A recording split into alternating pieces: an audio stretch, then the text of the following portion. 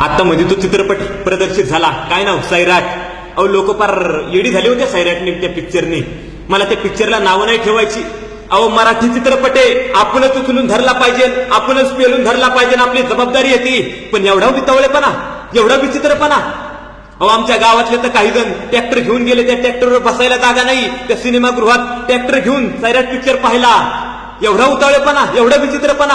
अरे एवढा उतावळेपणा, एवढा विचित्रपणा जर माझ्या राजाचा संभाजी 1689 या चित्रपटासाठी दाखवला असता, तर माझ्या राजांचा चित्रपट आतापर्यंत प्रदर्शित झाला असता. तेव्हा का नाही वाटलं तुम्हाला पेटून उठावं? का नाही वाटलं आपल्या राजासाठी एका रोडवर आंदोलन करावं? का नाही तुमच्यातली शिवभक्ती जागी झाली? अरे शिवजयंतीला डॉल बिल घेऊन नाचणारे शिवभक्त कुठे गेला होता तुम्ही?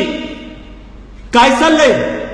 काय तर म्हणे आरसीच्या बुलेटवरचा भगवा झेंडा बघूनच पैसे वसूल. अरे ते भगवा 350 वर्षापूर्वी फडकलाय आणि त्या भगव्याच्या छायेखाली आज तुम्ही आम्ही जगत आहोत.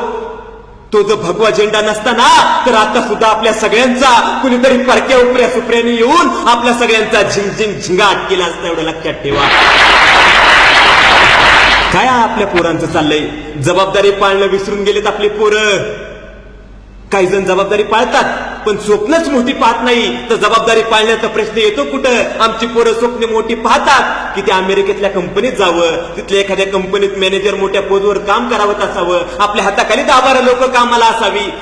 पण मी म्हणतो, अरे तू शिवरायांच्या स्वराज्यात जन्माला आलाय, माझ्या राजांच्या महाराष्ट्रात जन्माला आलाय. अरे तू एवढं मोठं स्वप्न याच मातीत बघ ना, याच मातीत एक मोठी अशी कंपनी उभी कर की त्या अमेरिकेतली लोक तुझ्या कंपनीत कामाला येतील. फाकडे एवढं मोठं स्वप्न बघ.